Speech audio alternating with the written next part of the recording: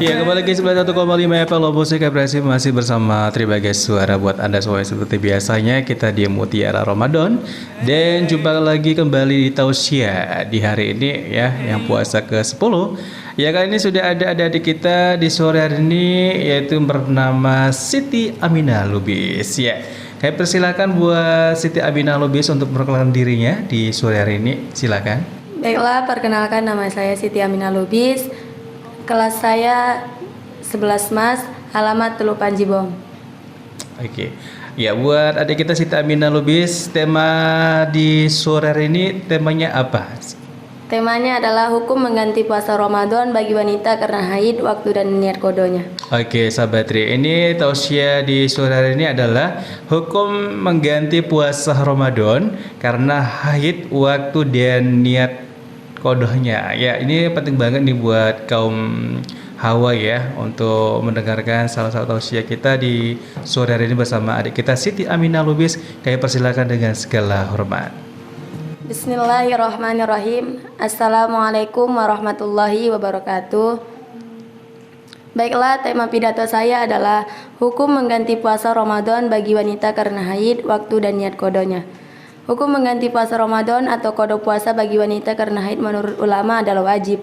Puasa Ramadan merupakan kewajiban yang dibebankan kepada tiap muslim yang sudah baligh, sehat dan berakal. Namun, bagi wanita hamil dan ibu menyusui maupun kena haid dibolehkan untuk tidak berpuasa. Meski demikian, mereka tetap diwajibkan menggantinya setelah Ramadan sesuai jumlah puasa yang ditinggalkan.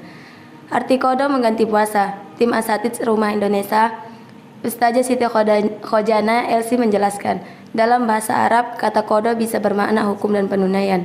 Sementara secara istilah, para ulama mendefinisikan kodo sebagai fi'lul wajibi ba'da waktihi, mengerjakan kewajiban setelah lewat waktunya.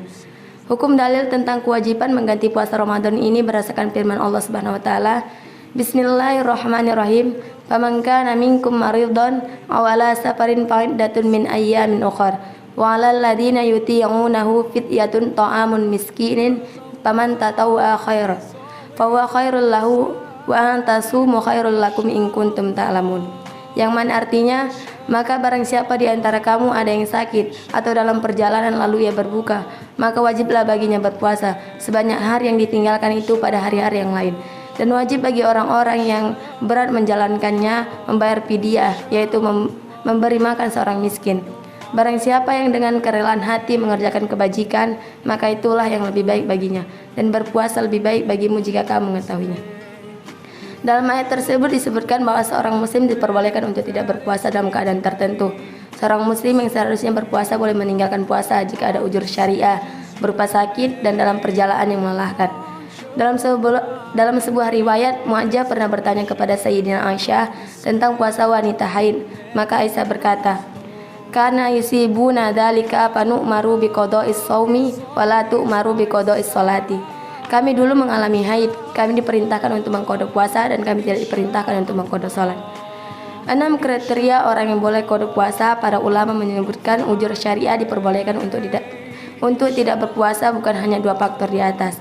Terdapat 6 golongan orang yang diperbolehkan tidak berpuasa Ramadan dengan kewajiban mengqada puasa di hari lainnya. Pertama, musyafir atau orang yang dalam perjalanan jauh sesuai ketentuan syariah.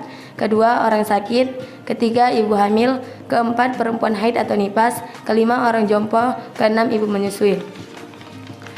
Waktu mengganti puasa Ramadan. Tentang waktu mengganti atau mengqada puasa Ramadan ini, Rasulullah SAW bersabda, yang mana artinya tidak wajib berurutan dalam mengqada puasa Ramadan berdasarkan hadis yang diriwayatkan. Bahkan Rasulullah SAW ditanya tentang qada puasa Ramadan, maka Rasulullah menjawab, jika ia berkehendak maka ia boleh melakukannya terpisah, dan jika ia berkehendak maka ia boleh melakukannya secara berurutan. Para ulama sepakat secara ijma bahwa orang yang diwajibkan mengqada puasanya harus melakukannya setelah bulan Ramadan hingga sebelum menjelang Ramadan selanjutnya, serta diharamkan melakukan qada puasa di hari-hari yang diharamkan. Para ulama mengqada puasa sebaiknya dilakukan sesegera mungkin. Namun jika belum sempat menunaikan qada puasa, maka bulan Sya'ban merupakan batas akhir untuk membayar utang puasa tersebut. Hal ini sebagai hadis dari Abu Salamah yang mendengar Aisyah radhiyallahu anha mengatakan, Kana yakunu ala saumu min Ramadana, fama astati'u an aqdiya illa fi Sya'bana. Qala ya syuklu minan nabi au bin nabi. yang mana artinya aku dahulu punya kewajiban puasa. Aku tidak bisalah membayar utang puasa tersebut kecuali pada bulan Sya'ban. Para ulama sepakat secara ijma bahwa orang yang diwajibkan mengqada puasanya harus melakukannya setelah bulan Ramadan hingga sebelum menjelang Ramadan selanjutnya, serta diharamkan melakukan qada puasa di hari-hari yang diharamkan. Bacaan niat puasa qada Ramadan sebagai menjelang puasa qada perlu mengetahui bacaan niatnya. Niat puasa qada Ramadan ini tidak boleh dicampur dengan niat puasa sunnah, sebab qada atau mengganti puasa wajib, sebab puasa Ramadan ini hukumnya wajib. Niat harus dilakukan pada malam harinya atau saat makan sahur. Syarat ini mendasarkan pada hadis Rasulullah SAW, "Man lam yabitun niyatu qabla al-fajri fala siyamu lahu." Siapa yang tidak menetapkan niat sebelum fajar, maka tiada puasa baginya.